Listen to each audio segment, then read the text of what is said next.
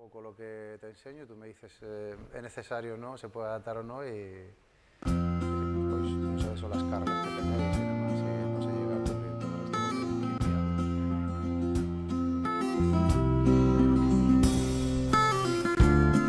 Está claro.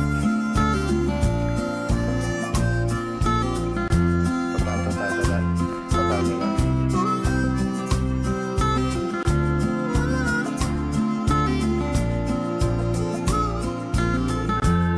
Bueno, yo te enseñaré cómo hago yo y las posibilidades que pueda haber. Creo que a lo mejor requerirá mucho más tiempo. Si tienes 3 pacientes, como tú no puedes hacerlo con todo, ¿no? Pero a lo mejor se puede hacer un resumen, ¿no? Algo como... ¿Puede ser que se haga con cualquiera para la playa? Hola, buenas. Yo soy Armando Márquez. Lo primero, muchas gracias a todos por venir, a todos los que están conectados a la sesión.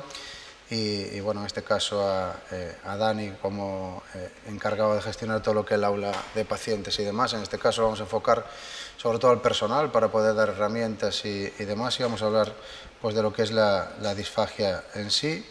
Y desde la parte de enfermería, cómo podemos abordarlo y qué herramientas tenemos.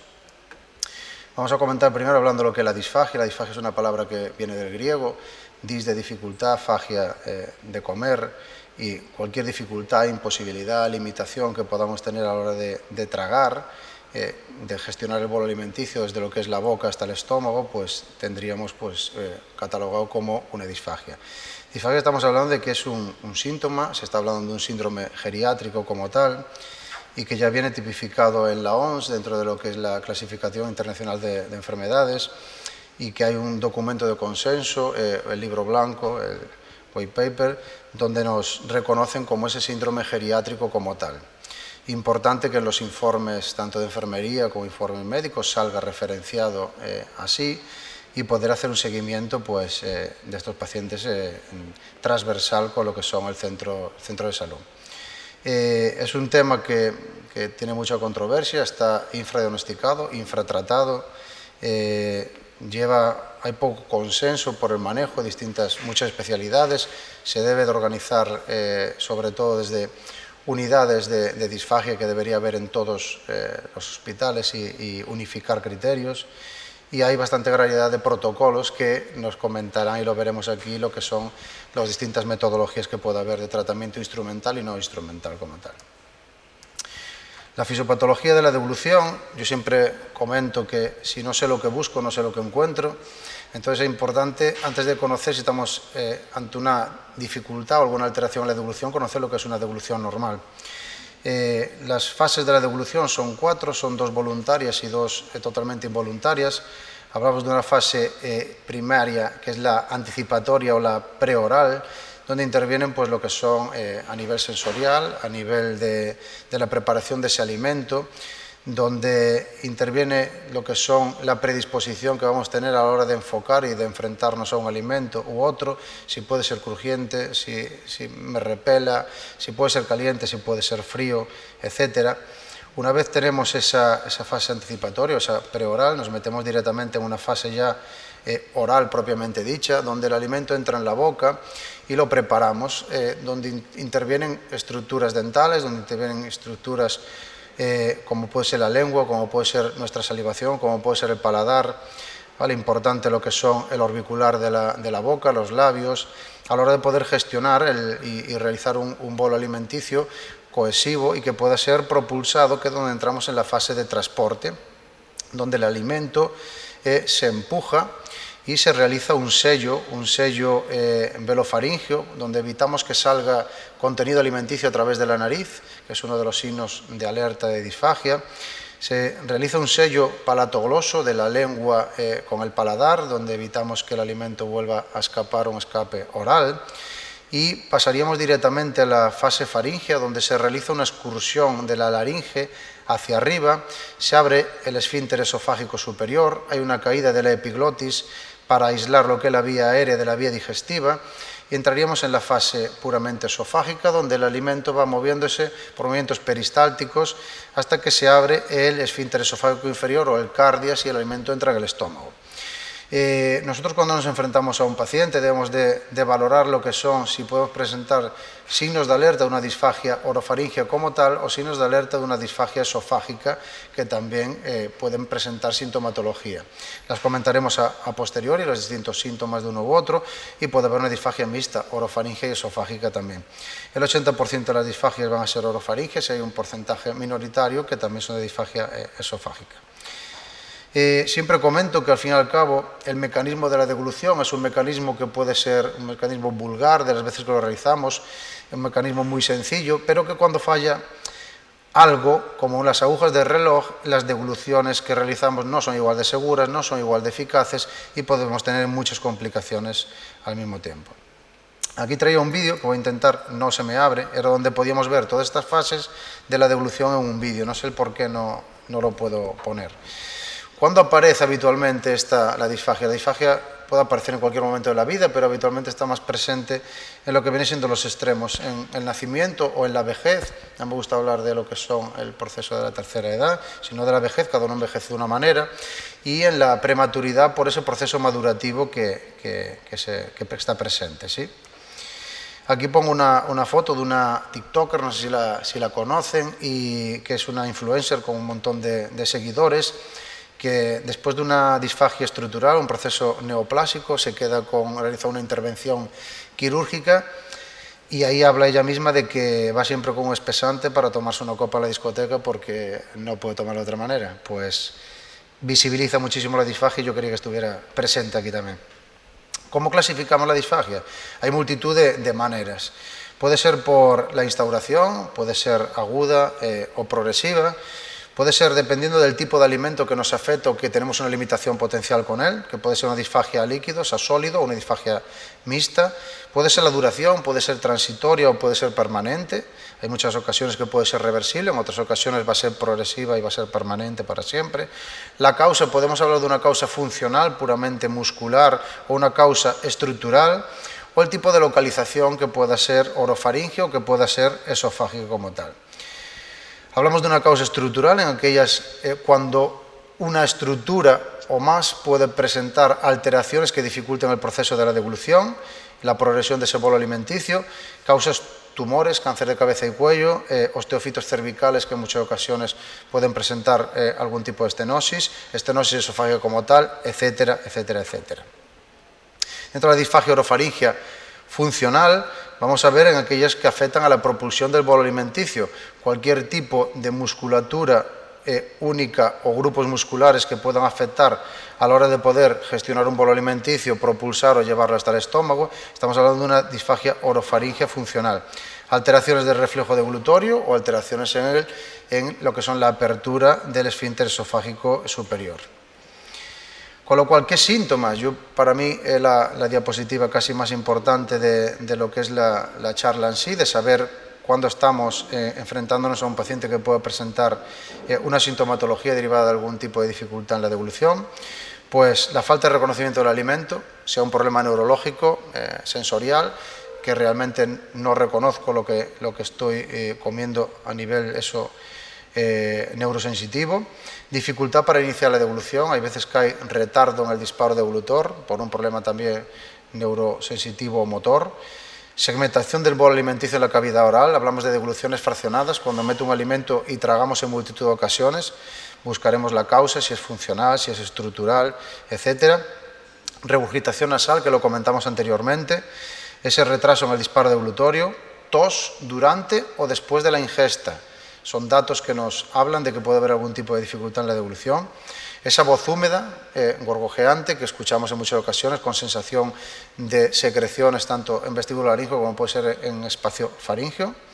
Alteraciones del reflujo tusígeno, en ocasiones patologías que tienen y hay aspiraciones silentes, ¿vale? O ausencia incluso de ese estímulo, se puede valorar con un pico flujo máximo de la tos.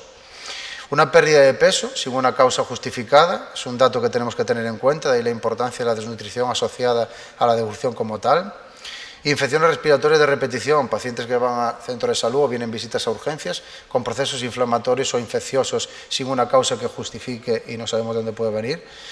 Necesidad de alargar el tiempo de las comidas, pacientes que retiramos la bandeja y sigue estando todavía realizando el acto de la alimentación, o que comenta si en casa tarda una hora y media en comer, y vemos incluso que el alimento no es un alimento que tenga un procesamiento difícil, sino que puede ser un puré y ese mismo puré para tragárselo tarda muchísimo tiempo. Residuo oral, en ocasiones que puede haber afectaciones, que se ha retirado una hemiglosetomía, faltas de piezas, mal encaje de la dentadura, que puedan quedar restos en el paladar, en cualquier otra zona de la boca, dificultad respiratoria, atragantamientos, carraspeo, ¿vale? O simplemente la dificultad para controlar los alimentos o su propia saliva en la boca.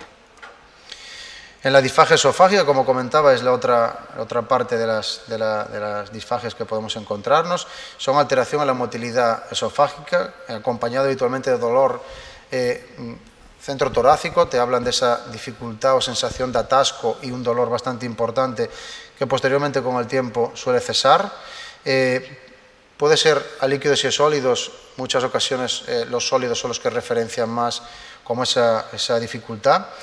Puede haber una obstrucción mecánica, una estrechez péptica, por un tipo de una disfagia estructural, por un problema neoplásico como tal, que sea lo que nos dificulte, y los síntomas suele haber una regurgitación tardía, incluso llegan a vomitar, el alimento sube otra vez a la boca, dolor, como comentaba, centro torácico, es sensación de pirosis o acidez con mucha frecuencia. Dentro de lo que son las causas, vamos a diferenciar también por distintos problemas que puedan aparecer, infecciosos, anginas, epiglotis, candidiasis que nos dificultan, que a veces que soluciona el problema y esta era la causa como tal y no se queda con una disfagia, con dolor a la hora de tragar y observamos esa boca, importante revisar las bocas. Problemas neurológicos, en ictus, en Alzheimer, en Parkinson, cualquier enfermedad neuromuscular, demencia, miastemia gravis o distrofia oculofaringe, multitud de ellas que hablamos de esas disfagias de carácter o de causa puramente neurológica.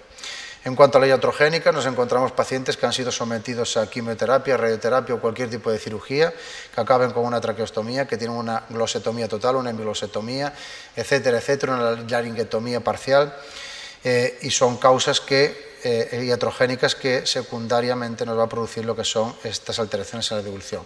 Las farmacológicas, muchas veces nos encontramos con pacientes que tienen polifarmacia, que están polimedicados y hay muchos fármacos en sí que dificultan la devolución o generan situaciones que nos van a complicar generar un bolo alimenticio.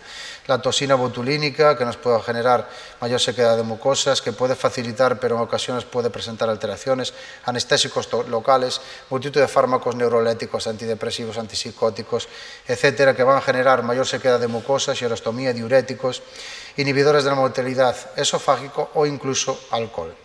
Y después hablamos de las causas psicológicas, ese globo histérico, esa sensación de nudo en la garganta, que en ocasiones con tratamiento farmacológico se soluciona, pero que hay pacientes que muchas veces te refieren que tienen sensación continua de nudo en la garganta.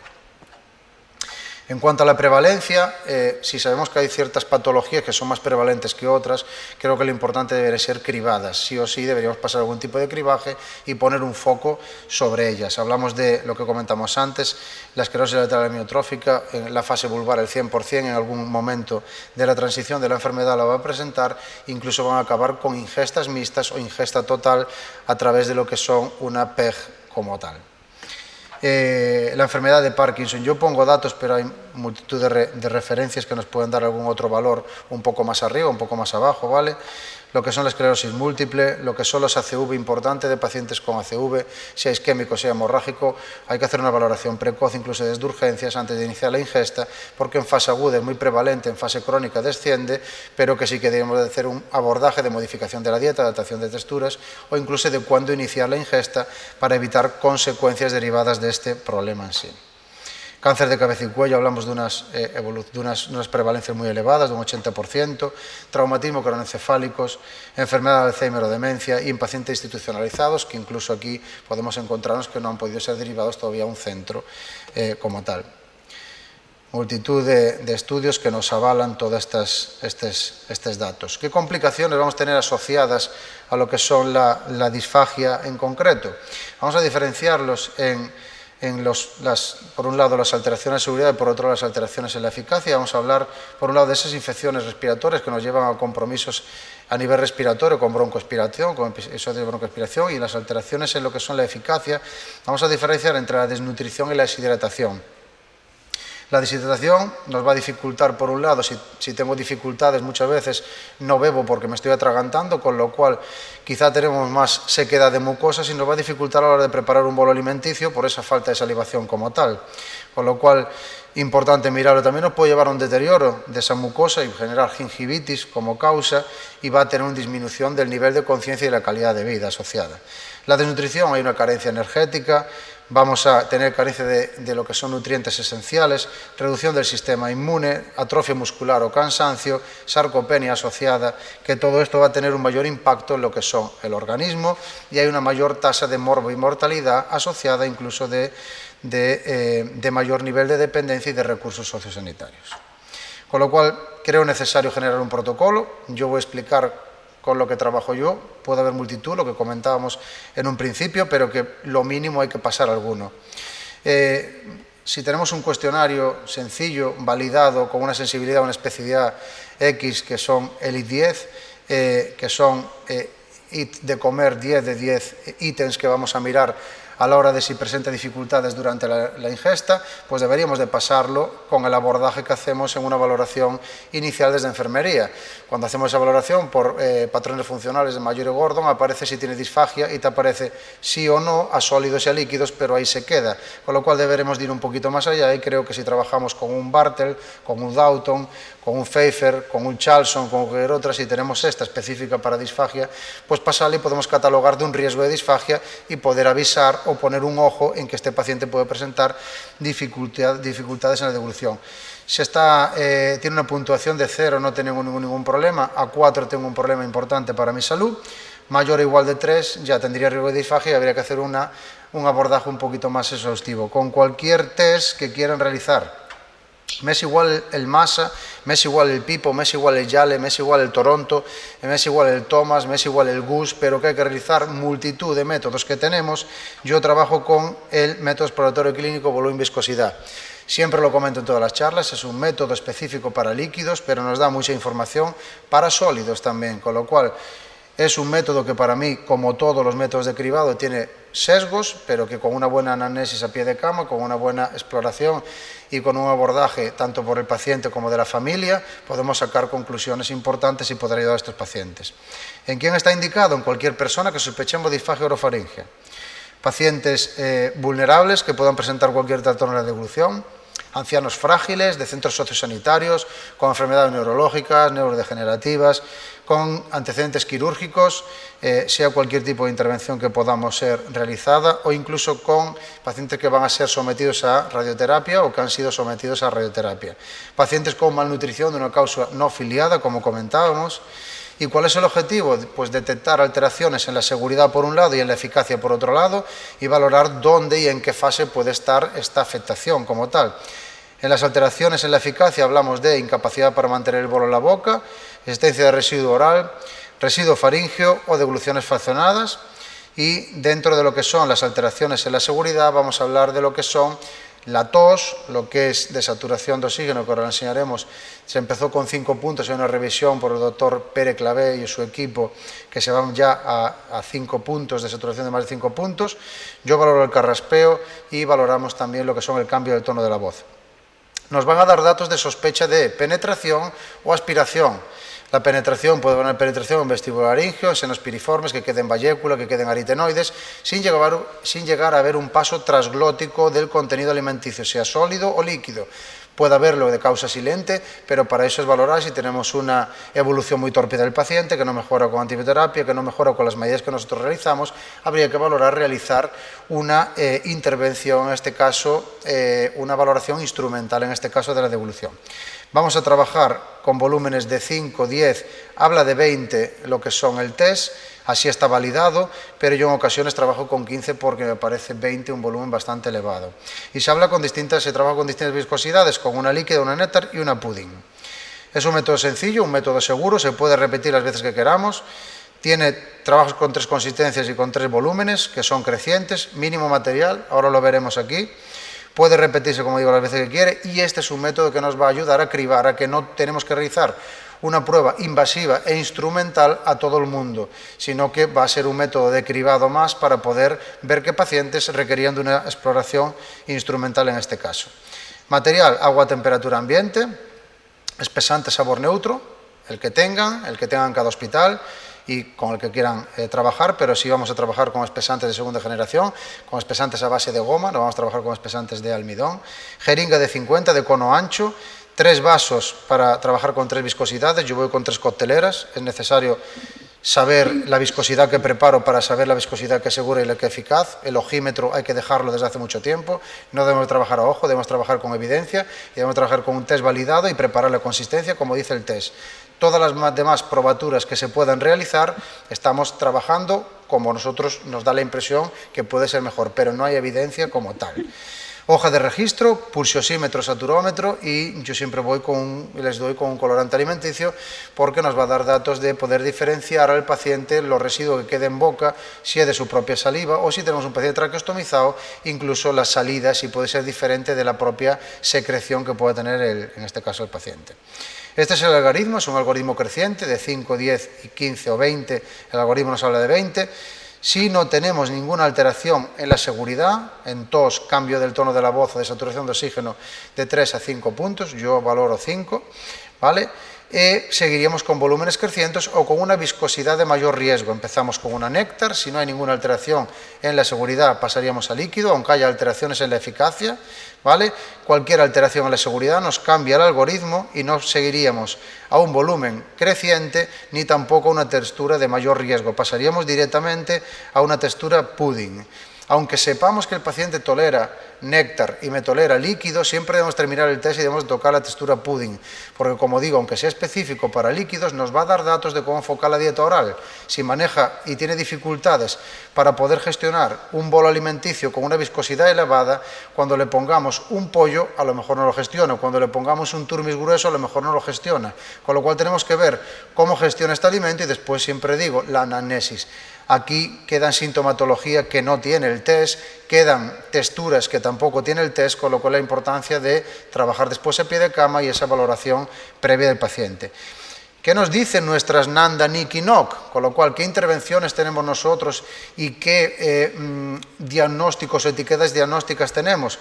Pues nos hablan de que tenemos un déficit del autocuidado relacionado, en este caso, de la alimentación como tal. Hay unos objetivos específicos, unos NOC como tal, que son valorar actividades, en este caso, de la vida diaria, enfocando lo que son a la alimentación.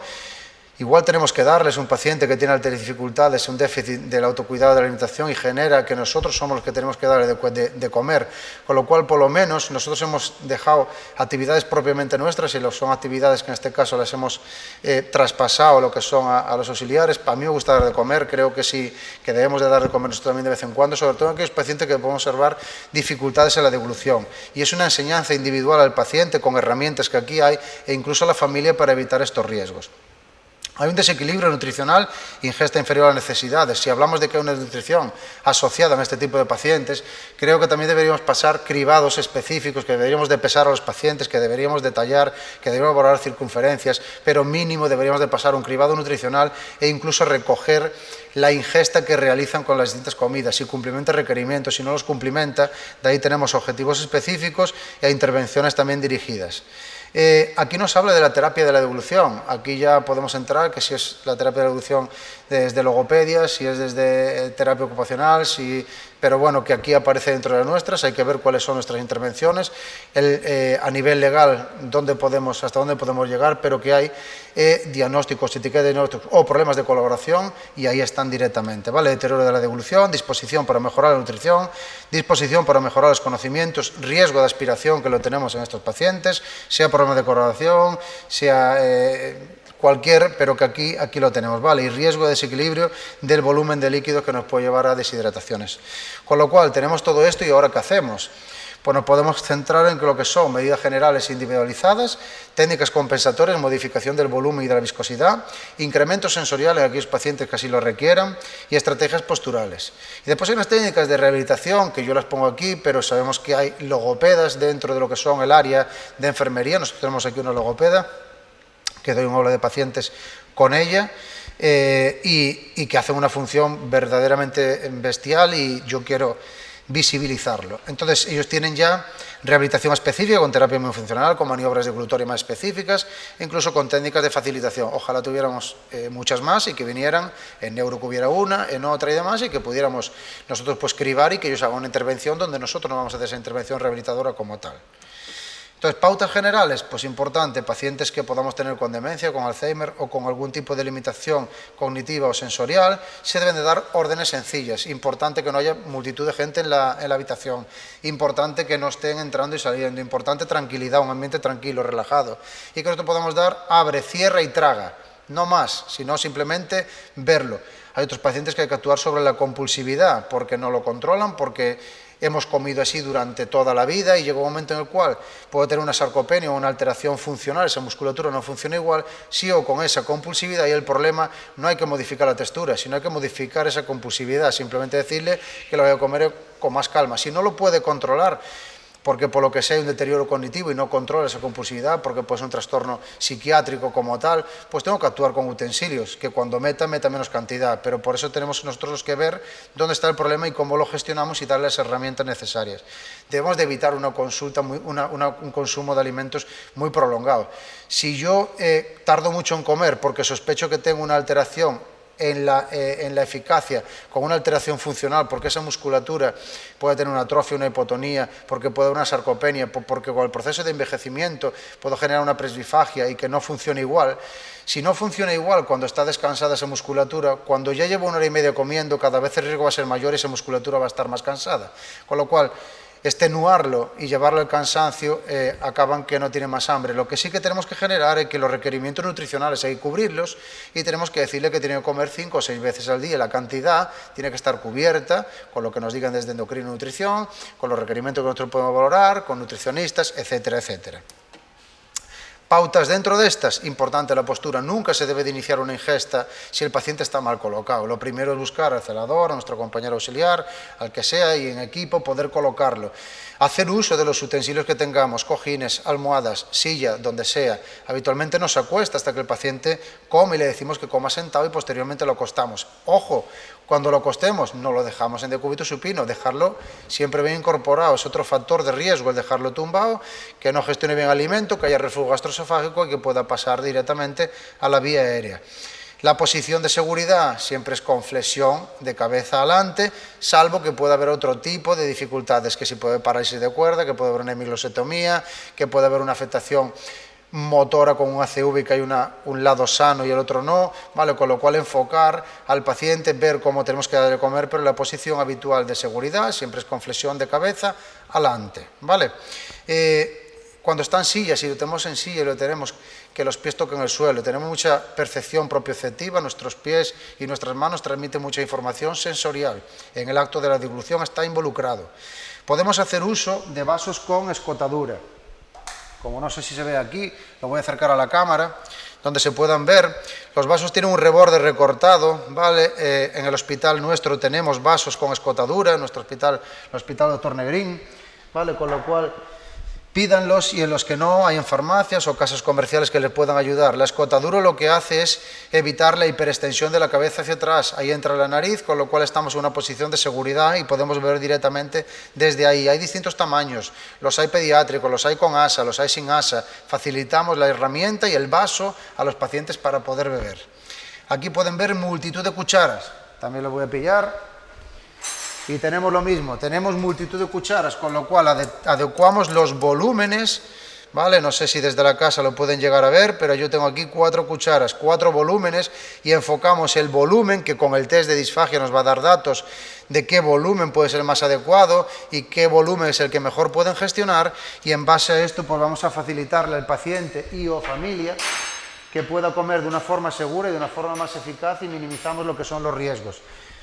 Los cucharones del hospital, me parece un cucharón muy, muy, muy grande, ya no solo por la cantidad del volumen que vamos a meter, sino que la cuchara tiene que entrar en la boca, la cuchara tiene que apoyar la lengua, tiene que transmitir información y no debemos de bascular.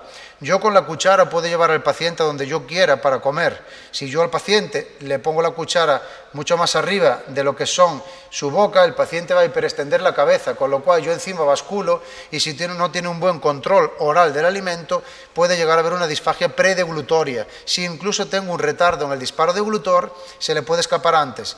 Con lo cual, importante la postura. Si yo lo llevo la cuchara abajo, el paciente va a flexionar la cabeza, yo ahí meto el alimento y yo no basculo, sino simplemente retiro la cuchara y trabajo el cierre, en este caso labial. Y después adecuamos la textura, como comento, que sea la más segura y más eficaz para el paciente. Con lo cual, adaptamos la cocina a nuestro paciente con disfagia y no restringimos aquello que no produzca problemas. Puede haber dificultad con un alimento, pero si con otro no tiene dificultades, no vamos a sacar de la dieta nada que no pueda generar dificultades o compromiso. Ya no se habla de lo que son líquido, néctar, miel y pudding. Estas son las nuevas nomenclaturas, es la ITSI, lleva varios años, yo creo que fue del año 2017, es unos descriptores internacionales donde se quiere trabajar con una serie numérica y de colores también, y por un lado van las bebidas y por otro lado van los alimentos.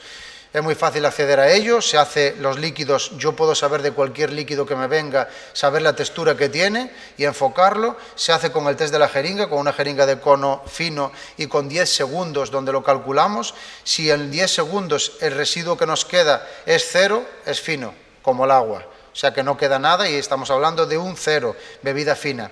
Si nos queda entre 1 y 4 estamos hablando de un 1, estamos hablando de ligeramente espesa. Si nos queda de 4 a 8, estamos hablando de un 2, estamos hablando de poco espesa. Si nos queda de 4 a 10, estamos hablando de un 3, estamos hablando de moderadamente espesa. Y si cuando lo metemos no cae absolutamente nada y queda entero, estamos hablando de un 4, estamos hablando de extremadamente espesa.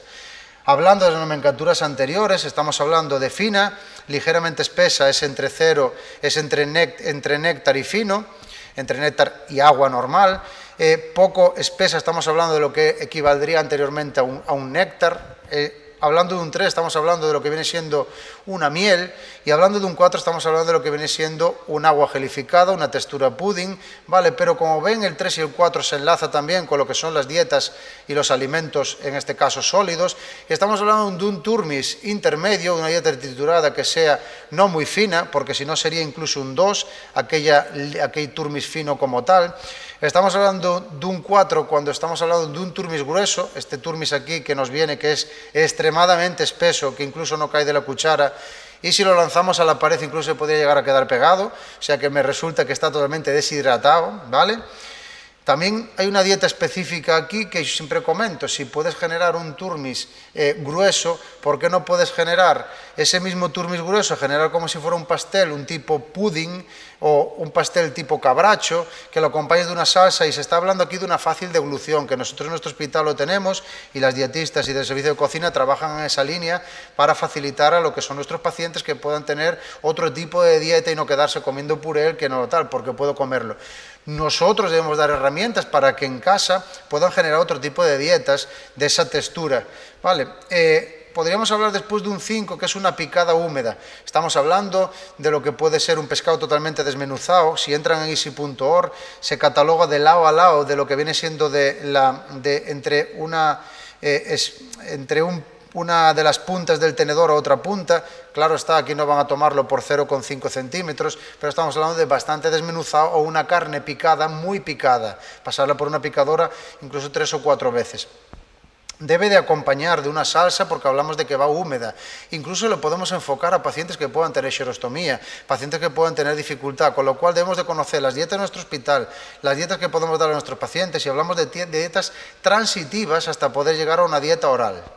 Vale, una dieta oral normal, con lo cual saber lo que es la suave o tamaño bocado, ya estamos hablando que son de lo que son de lado a lado del tenedor, y después la dieta pues sería completamente normal.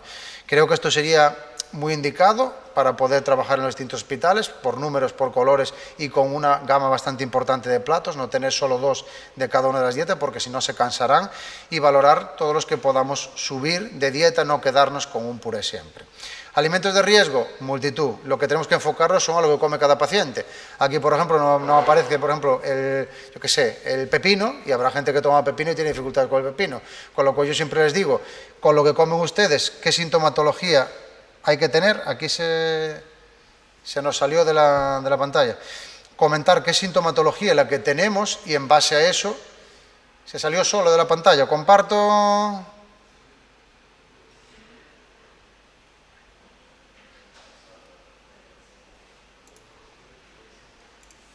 Ahora está. ¿No? No sé si, supongo que se verá desde la casa, ¿no?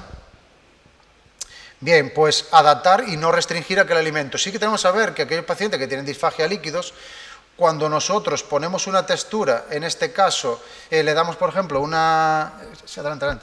le damos, por ejemplo, pues un melón, una sandía, una pera de agua, si tiene disfagia a líquidos, estos alimentos hay que valorarlos porque van a tener dificultades en saber y diferenciar que la gelatina, aquí se ve muchas veces con agua gelificada y llegan a casa y compran del Mercadona gelatina. Las gelatinas son de baja consistencia, las gelatinas cuando se las vaya a tomar y entran en boca se vuelven agua directamente, con lo cual saber que esto es agua gelificada, que realmente está tratada y trabajada y la gelatina del Mercadona, en la amilasa salival la va a romper y se va a volver agua. Es decir, qué raro, yo en Neuro me tomaba agua gelificada, llego a casa, me tomo gelatina, es el mismo sabor y acabo de llegar a urgencias con una neumonía broncoaspirativa, pues saberlo, ¿vale? Importante, pues aquellos alimentos que sean duros, si son crujientes, si pueden tener disfagia sólida, pues enfocarlo. No voy a entrar en ellos, pero saber que hay multitud de alimentos y tenemos que explorar lo que toma cada uno y ver dónde pueden estar las limitaciones. En cuanto al incremento sensorial, ¿vale? Son pacientes que pueden tener una sensibilidad oral disminuida, sea la causa que sea por un deterioro cognitivo, Alzheimer, demencia, por un ACV como tal. Enfocarlo donde creo que podamos mejorar y saber con qué podemos trabajar este incremento sensorial. Estimula el sistema nervioso central, hay datos con potenciales evocados y con TACs donde se puede observar que ciertas sustancias generan ese estímulo en áreas a nivel cerebral, ¿vale? Y estimula lo que son la mecánica de la lengua, estimulamos lo que son la mecánica de lo que son los pilares faringeos con frío, con hielo, hay chis de hielo, hay estudios que te hablan de ello, de la estimulación, incluso se llama el Free Water Test, donde nos habla que el agua, sin más, con una buena higiene de boca, no tiene por qué generar ningún tipo de complicación a nivel broncopulmonar. Estimulación táctil térmica gustativa, ¿vale? Estimulación con distinto tipo de calor, de frío, ¿vale? Con sabor. Estimulación sensorial, incluso predeglutoria. Antes de iniciar la devolución, tenemos de poder trabajarlo para alertar y poder poner al paciente en contexto de que va a poder iniciar una devolución. Y en esto se puede hacer con limón, con menta, ¿vale? Con capsaicina, con piperina, con chips de hielo, etcétera, etcétera, pero buscar herramientas que podamos tener. Y no quiero dejar atrás lo que son la higiene oral. Creo que es tan importante como la modificación, como la textura, como actuar sobre el entorno, sobre la compulsividad, sobre todo, facilitarles las herramientas, promover lo que son esta necesidad de higiene oral, cepillado antes incluso, si sabemos que tienen riesgo, sería incluso beneficioso cepillar antes de lo que son la devolución y valorar a posteriori. Siempre mejor cepillo eléctrico frente a manual, pero con que realicen algún tipo de higiene oral ya me quedo tranquilo. Pasta de dientes fluorada, hay que evitar sacarla, valorar si la quiere con más sensibilidad, dependiendo si tiene mayor sensibilidad a nivel de las encías, etcétera. La técnica de VAS modificado por todas las piezas dentales, supra e infragingival, valorar lo que son el cepillo de la lengua hay que limpiarla, hay cepillos específicos de lengua, no limpiar la lengua con los cepillos de dientes, porque si no lo que son las bacterias las movemos de adelante para atrás, pero quedan, con lo cual se compran cepillos de lengua, que yo tengo aquí multitud de cepillos de lengua, utilicen el que quieran, ¿vale? Se compran en farmacia, yo ahora mismo no sé si se ven, pero supongo que se verán por la cámara, ¿vale? Los hay con distintas rugosidades. A mí por ejemplo, tiene un arco muy grande, muy grueso, y si tienes algún tipo de trismus, dificultad en apertura de la boca, nos puede generar dificultades para entrar. Incluso puede provocar a nivel sensorial, pues, ser más desagradable.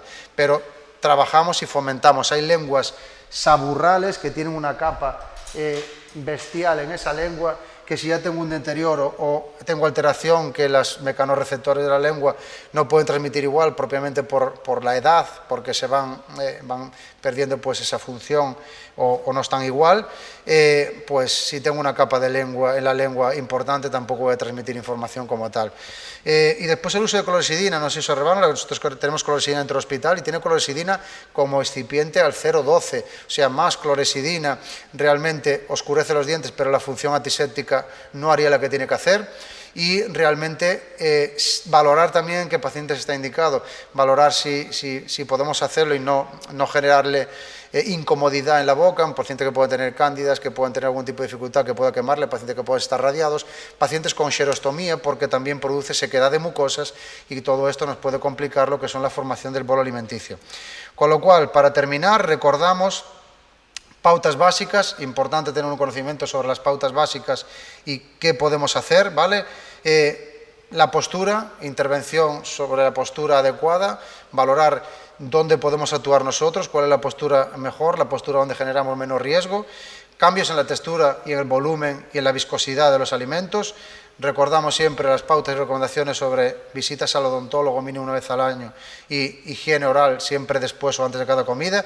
Y si no cubrimos requerimientos nutricionales, pues valorar que desde el servicio de endocrino o los servicios que sean, pero que puedan hacer interconsultas si quieren endocrino, y valorar si hay que solicitar una suplementación adicional porque no cubrimos requerimientos y este paciente cada vez va a ir mermando más lo que son la autonomía y el nivel de dependencia cada vez va a ser mayor.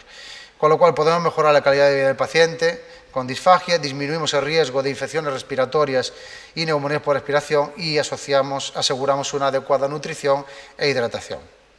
Pues nada, no olvidarlo, que deben de estar siempre presentes y deben de sentarse a la mesa, aunque tengamos dificultades en la devolución, pero compartirlo siempre. Esto es todo, ¿vale? Vamos a abrir lo que son la parte de...